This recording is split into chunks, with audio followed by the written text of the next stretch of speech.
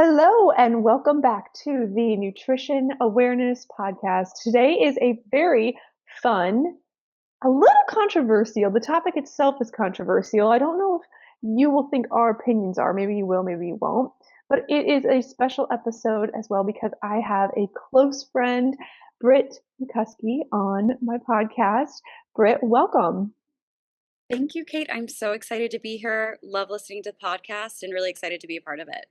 So one of the reasons I wanted to have you, Britt, on the podcast, not because you're not in the health and wellness field. So most of our guests on the podcast are going to be in the health and wellness field, but you have really interesting perspectives. And we really got close a few years ago when we lived in the same apartment complex and we had book club. And book club started because our group of friends wanted to all read books together, and we kind of did, but then it mostly just became a chit chat session. But we would get really into deep, meaningful conversations, especially about social constructs and things going on in not pop culture, but more like the wellness culture or things that were happening for women's issues. And I always just thought you were very eloquent and had very unique ideas. And so you and I were going back and forth about Skinnytok, which is our topic today. And I was like, you got to come on a podcast and talk about this with me. I think we're going to share some really interesting insights that people can relate to and also some powerful takeaways. Absolutely. I can't agree more. I think that this is a topic that pops up more often every time I chat with someone. It's been trending, and so I'm excited to dive a little bit more into what's going on with you as a nutritionist or a registered dietitian, and kind of what you experience on the I'd say professional side of things too. Yeah, so that's another thing too, because I'm looking at it through a lens of what I see with clients, with young people that are talking about body image and health. And you're seeing it as somebody who, I mean, how would you describe how you're seeing it? Yeah, I would say to me, it's really taking me back to middle school. So I think anyone that is a millennial, we all experience the trends of, I would say, maybe starting with Victoria's Secret models. At the end of the day, these are models getting paid to look a certain way, to feel a certain way. They're preparing for shows almost more intensely than professional athletes. And we're comparing our bodies to that standard. Um, that's not realistic. It's not attainable for a lot of people in their bodies, even if you can achieve the same body fat percentage. I am never going to look like a 5'11" thin, long person, no matter what I do, no matter how I eat, no matter what I don't eat. And so for me, it's really brought up a lot of those memories on, I would say maybe just some dysmorphia around what people are capable of doing with their bodies, and also what is realistic and healthy for you to be eating and functioning as someone who isn't a professional model, but also someone who is still, I would consider myself healthy and fit. Yeah, absolutely. It's interesting that you brought up the like flashbacks from middle school because I didn't think of it that way, but the feeling that comes up for me that lives in my body when I hear about skinny talk, which we'll explain what that means here in a second, reminds me so much of that time in my life where I was just obsessed with being thin and it was my whole personality and I was doing all the disordered eating behaviors and I was staring at those things like Victoria's Secret models and I was reading all the magazines and looking at all the Fitspiration online. And with the body positivity movement and people talking about intuitive eating and diet culture, it really seemed for maybe a decade there, a little bit less, things were moving in the right direction. We weren't talking online about how to, um, you know, like remember that saying that they would say, nothing tastes as good as skinny feels. Like Right. that kind of language just was going away. But then something called Skinny Talk, which is just basically skinny TikTok, got really popular for a short period of time. And the reason that this timing for our podcast is really perfect is because it's now banned. Apparently, there's been some pressure from European regulators and officials who raised concerns about the trend's potential negative impacts on young people's mental health. And so now if you search Skinnytok in TikTok, it will actually give you resources to the National Alliance for Eating Disorders Hotline, which is really interesting. So it almost seems like there could be a controversy here because on one hand, we know that disordered eating behaviors lead to poor mental health outcomes in anybody, but particularly where it's been studied as young women. And then other people can feel frustrated because it's like, oh, this is a freedom of expression issue, or, why are these companies shutting up our conversations about certain things. So that's what Skinnytok is. It's really just people going online and talking about what they do to motivate themselves to stay skinny, how they eat less. Some of the information might be useful, but it's just clouded by all these different what would you say? I'd say it's clouded by just the pursuit of thinness by any means necessary, just guised as wellness. Right. I think that exactly what you just said is it's clouded and that some of the content could be helpful. Some being a strong emphasis here. I think the reason why we did see this ban is because you see people emphasizing things that are very, very, very clearly disordered eating or very clearly obsessive.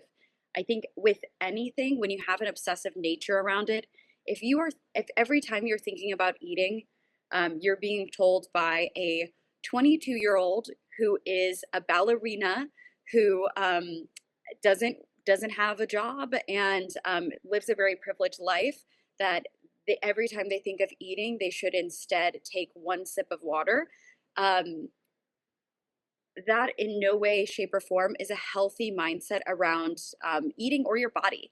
I think also, it's not taking in mind every single individual, their particular situation, and what's going on with them. Are you menstruating? Are you not? Are you pregnant? Are you not? Even bare minimum, have you had a really long day? Are you an athlete? I think you and I both have friends who they run or they train for marathons, half marathons. Maybe they're just doing something temporarily like CrossFit or some other intensive workout, where if they have that type of mindset, they really are not going to be able to make it through their day. Or if they are making it through a day, it's not in a way that's probably worth living. It's very, very, detrimental to probably their mental health and their physical health. And so I think that just exactly what you said, that focus on it has some benefits. I think it has some benefits for people who maybe they don't know what the relationship is with food, and maybe they're on the opposite end of the spectrum. They grew up only being told that they have to clear their whole plate, and they're part of that clean plate club, just like you mentioned in your book. Um, but I don't think that that's most people. That's definitely not most people that are looking up specifically Skinnytok. Well, that was what problem I had because I would go through the algorithm and I would see these things pop up, because once you're looking for it, it's going to show up. And I would see some kind of decent advice, very few and far between, because most of the ones that were really viral were people saying outlandish things that are kind of purposely evoking strong emotions from people. Like I saw one girl say that, you're not a dog, don't reward yourself with food. Like that stuff's going to get a rise out of people. And that was like the front and center of Skinnytok. And then I saw a lot of women sharing just how they don't finish everything that they eat. Or, if they're not hungry, they don't eat. And when they are hungry, they might eat something, but they would hashtag Skinnytok. And I was like, why? This isn't about being skinny. That's just intuitive eating. That's just changing how and what you perceive to be a healthy, balanced approach to actually fueling yourself. It shouldn't be about pursuing skinniness or thinness because that's when people will start kind of getting obsessive, I think, or they kind of lose sight of, hey, why stop eating when you're full? It's not just to pursue weight loss, it's so that you have a better connection with your body, so that you don't overconsume things and feel uncomfortable in that moment, like physically ill. So, why do we need to put hashtag skinny talk? And I have a theory about it. I think this became really popular, and I think it was almost normalized by the rise of GLP-1s because when GLP-1s became popular, all of a sudden it wasn't so taboo to talk about pursuing weight loss anymore. And because people were talking about it online, people, whether they were on a GLP-1 or not, somehow Skinnytok evolved from this and it got traction for a really short time. And now it's banned. And I have my personal opinion about the ban. I think it is overwhelmingly positive. And if you had asked me that 10 years ago when you were saying like these 22-year-old girls who might be giving advice, I would have been like offended that it was banned. And the reason I think it's a great thing now is because when we look at studies, they've actually studied this. When young girls are exposed to content like this, it is strongly correlated with increased body dissatisfaction, lower self-esteem, greater food guilt, eating disorders. And that stuff can be deadly. In fact, if somebody sees Skinnytok and they're looking at these kinds of things online and they're thinking, oh, okay, like here's this woman in a small body and this is what she's telling me she does to be skinny. And then they start to use that short little snippet of what she eats in a day and what she says into their whole full life, which probably looks very different than that little snippet that she's choosing to share, then she might be doing drastic things to diet. And if she feels bad because she can't follow these arbitrary rules or expectations set by somebody online, then that can cause a shame spiral, which only leads to negative outcomes. Nobody comes out of a shame spiral feeling better or positive. And so I think the less we can expose vulnerable populations, like the young people who are on TikTok, to this kind of content, the better. Yeah. I I feel like that also leads into when we're thinking about this, a lot of the individuals that are promoting this are that, 19-year-old, the 22-year-old, who are maybe emphasizing these different pieces.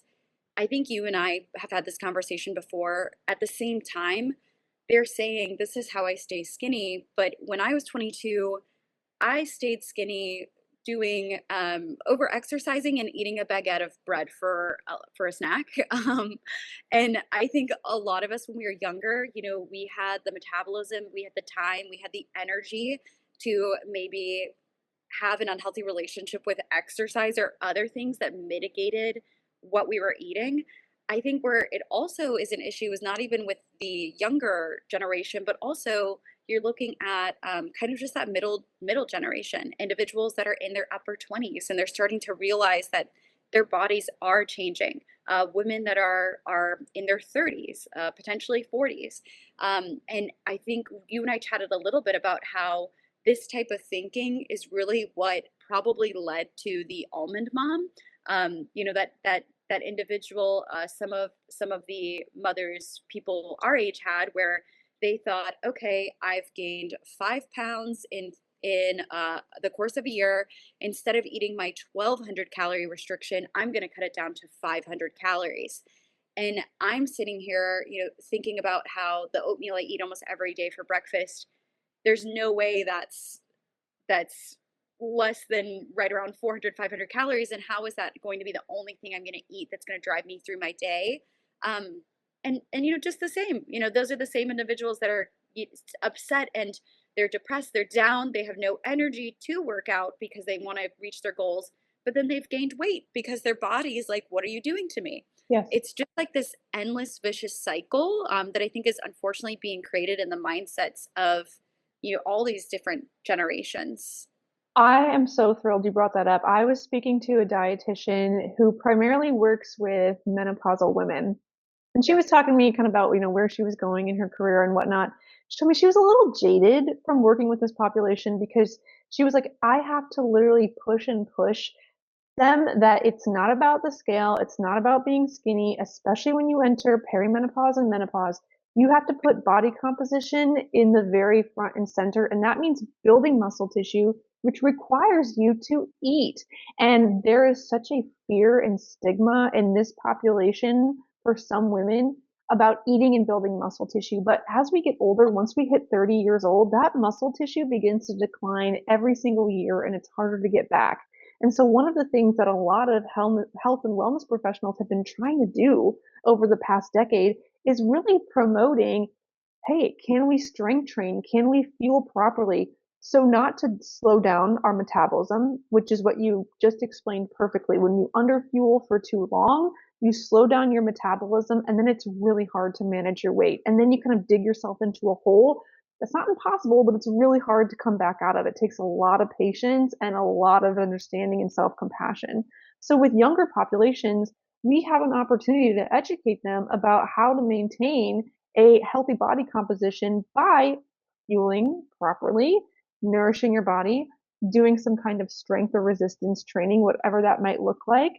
And for some people, they're going to have the genetics where they're going to be thin and they're going to live in smaller bodies. And other people, like you and me both, like you were saying, and it's me too, we're not going to be size twos. We're not going to be Victoria's Secret models. So why stress our body and stress our brains trying to pursue that when we could really work with what we've got and really just leverage what God gave us, for lack of a better term, and try to be healthy and fit and strong.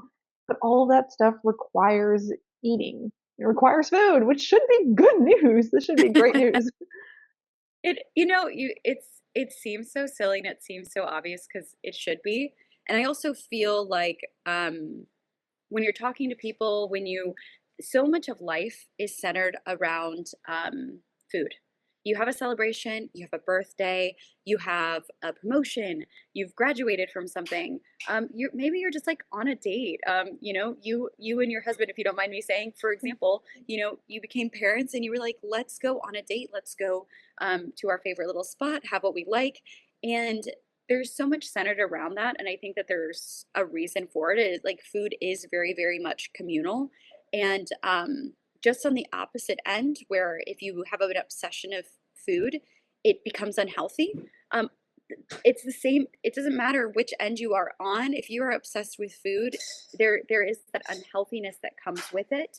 When all you can think about of, instead of celebrating that special day with someone, a birthday of a loved one, you're thinking, I am not going to go to this because I can't resist this cake because I've been restricting myself so much. So instead of enjoying that time, I'm not going to go at all. I feel like that's what some of this Skinnytok has led to. Removing yourself, removing that temptation, having one piece of cake once a month for someone's birthday, even more than that, is not a temptation. That is a normal human, also amazing thing to experience and have a moment with a person. So it's just interesting. It's interesting that it's, I think, poised that way. Definitely.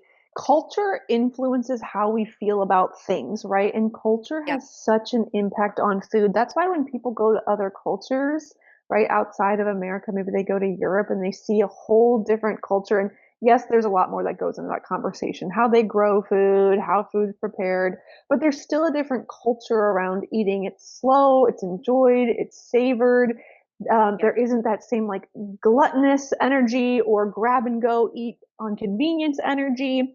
And so I think when we're looking at culture, we as a collective, especially as women who, we have our own subculture with food, if we're just being honest. Like we talk about food a little bit differently. Maybe you feel the same way with your husband. Like I was sharing something I was writing with my husband the other day, and I was talking in this piece of writing about the deep shame I felt in middle school when I would eat something behind closed doors and I felt so guilty. And the next day I would try to like bounce back. And he looked at me, he goes, I just ate like 2 burritos for dinner and like I cannot really. So I think as women, we have like a culture where we have to come together and try to shape culture to be healthy and to be what we want food to look like. And so Skinnytok is not it. The almond moms are not it. But on the same, like the opposite side of the same coin, mukbangs or those experiences where people just like cheat meals and they would film cheat meals, like that's not it either. That's still diet culture. It's just on the opposite end. Absolutely. Um, Culture wise also, and I think that this kind of circles back to what you were mentioning about, essentially, we'll start with just Ozempic, the product name. I also think culturally, pop culture has had such a big impact on what people want to look like.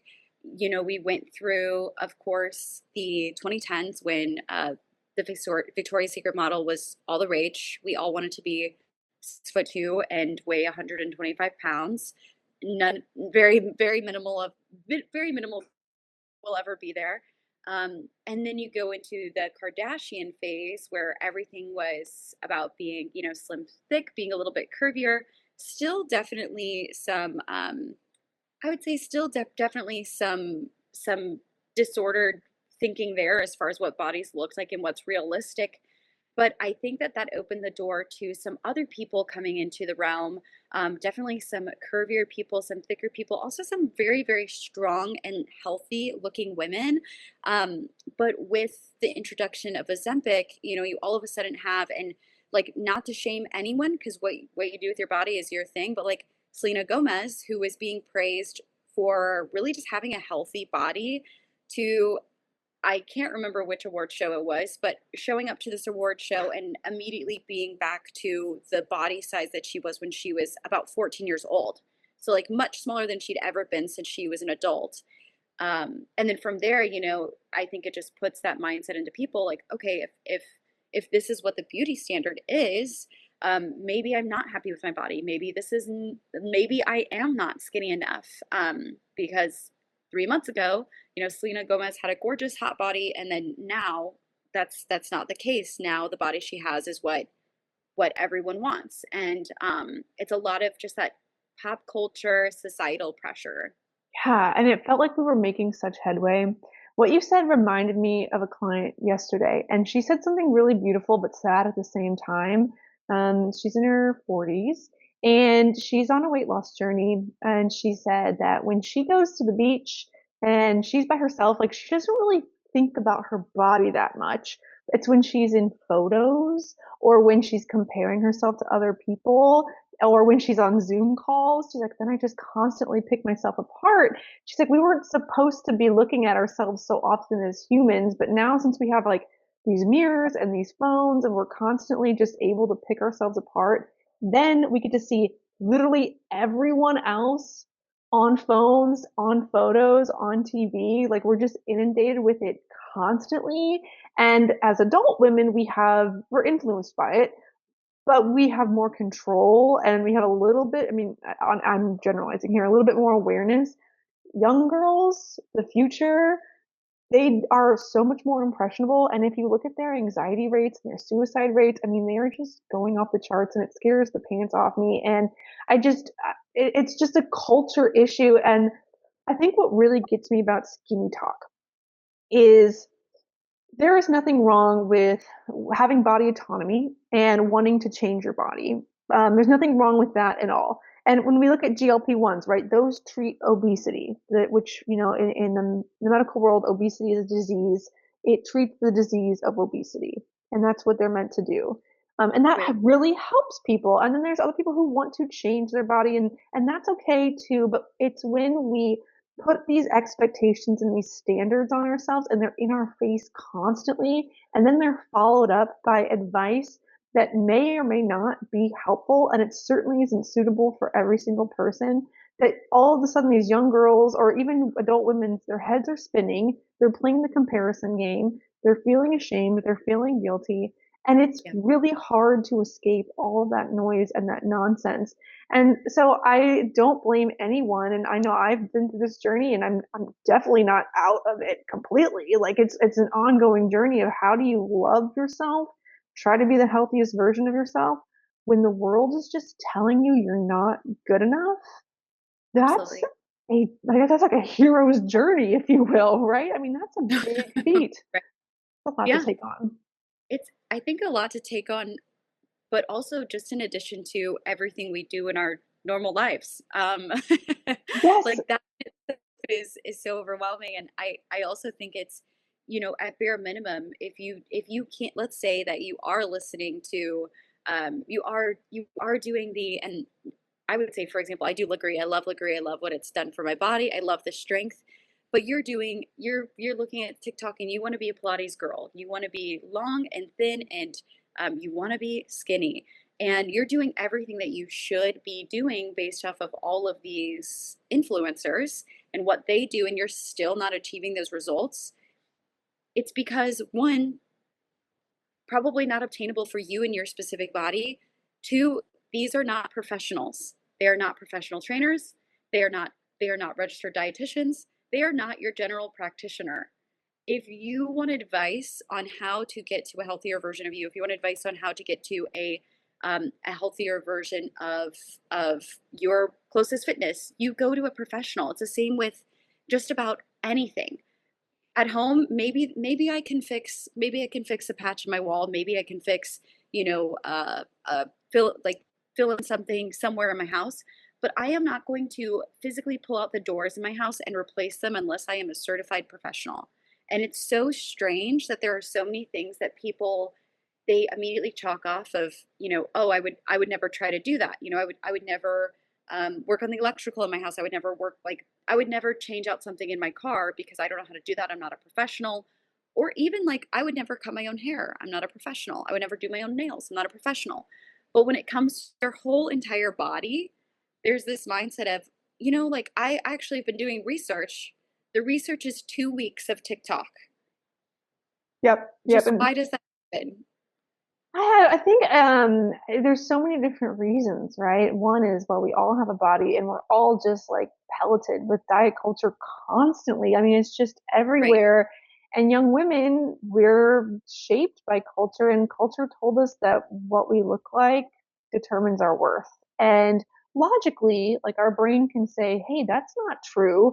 But when you see your life and if there's something wrong, and then maybe you have, like, this was my struggle growing up. Like, I felt like I was the big friend, and that's why I wasn't popular, and that the boys that I liked didn't like me back. And I just thought, oh, it's because I'm bigger than everyone. And so my brain just like clung on the idea because I looked at everyone around me and I said, the girls who are happy are thin, and I'm not happy because I'm not thin enough. If I pursue thinness, I will be happy. And so I would do anything when I was young to figure out, well, what is it? Like, what is it that it's going to make me thin? And as a Yeah. young person who maybe doesn't have a lot of money, resources, or wisdom, I didn't have a professional to go to. I didn't have like a role model in my life. I mean, my mom is amazing, but she wasn't like the role model that I needed for this specific thing. And so I didn't have that like right in front of my face. So I would go at the time, it would be online, and then it turned into the Instagram and it was just photos.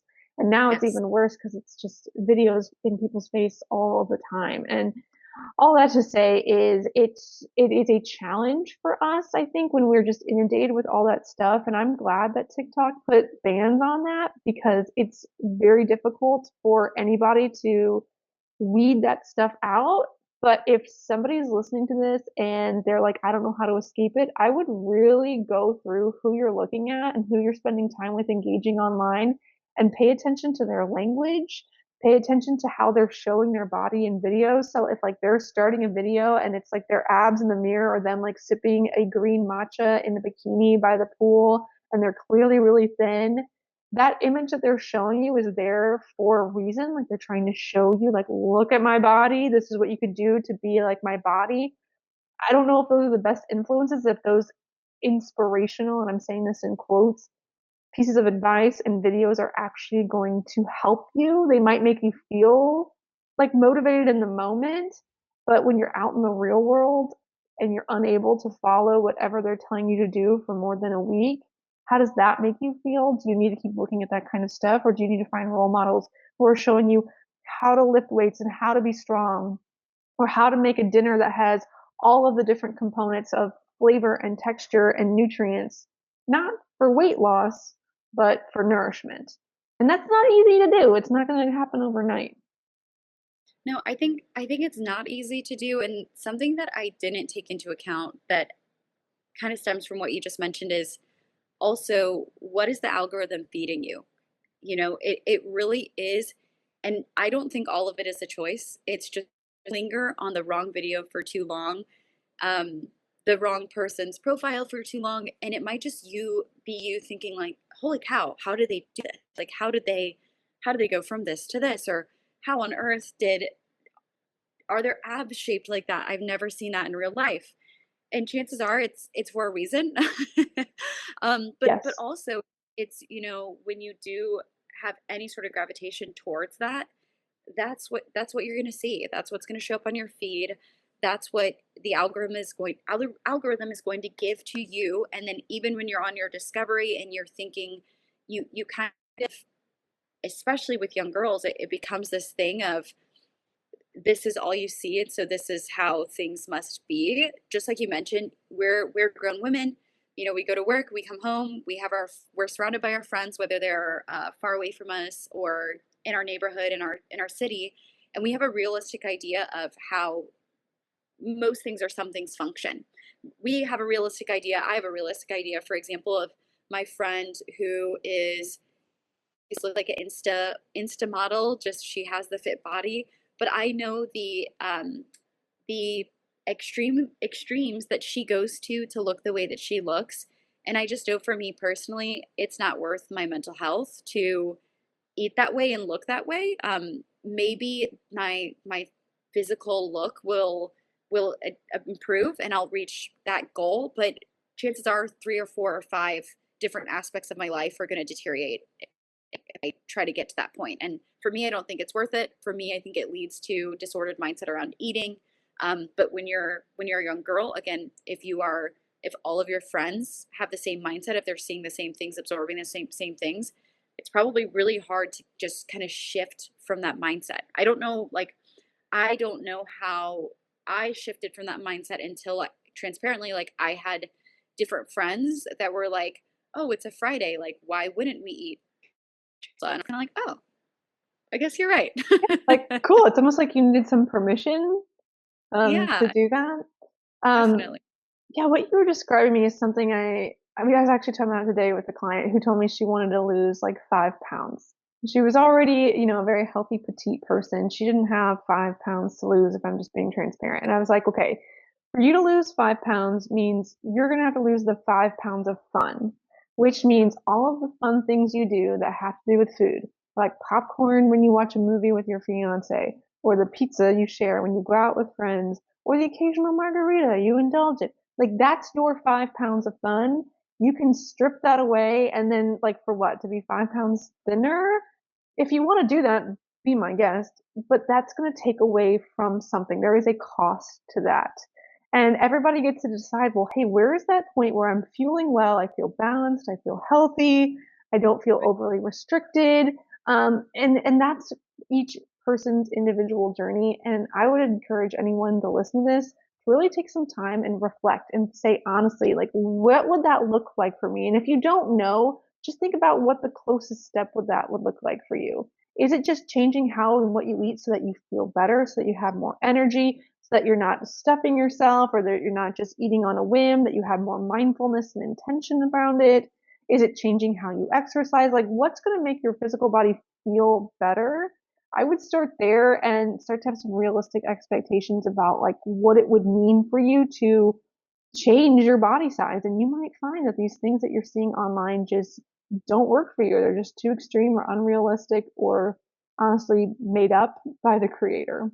That too. That too. I think that's something that is also really scary that I'm sure we both have seen. We actually haven't talked about this, is some of the things that are very, very clearly made up. I think we've seen fitness culture in the past, very obviously where it is made up, but we haven't seen as much with kind of the skinny culture where someone's saying that they dieted, someone's saying that they did this to lose weight.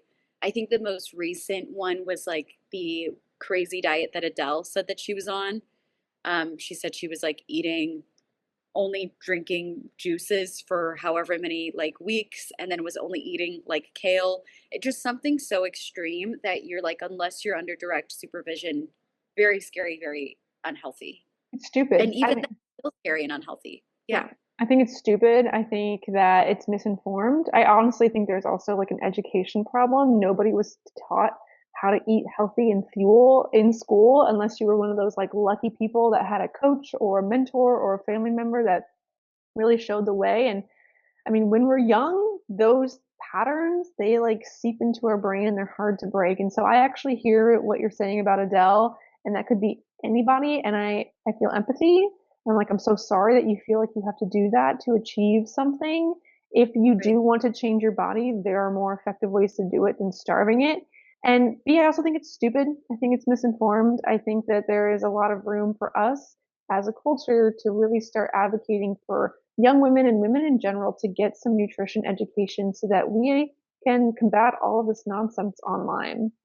And so I wanted to end here with one more thing.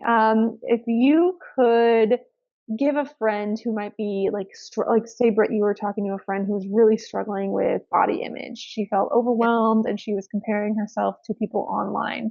What would be something you would tell her? What would be your piece of advice?